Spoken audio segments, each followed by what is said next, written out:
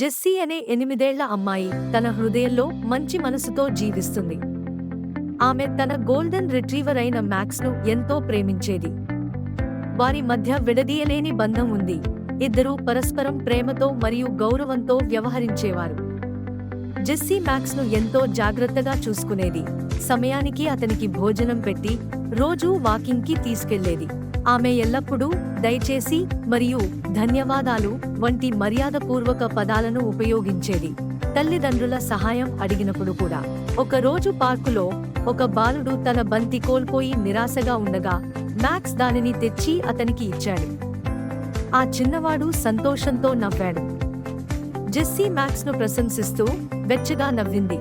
ఈ కథ ప్రేమ, మంచి ఆచారాలు మరియు దయా చర్యలు మన ప్రపంచాన్ని ఎలా మంచిగా మార్చగలవో తెలియజేస్తుంది. జెస్సీ మరియు మ్యాక్స్ సహజమైన బంధం మనకు అందరికీ ఒక పాఠాన్ని ఇస్తుంది.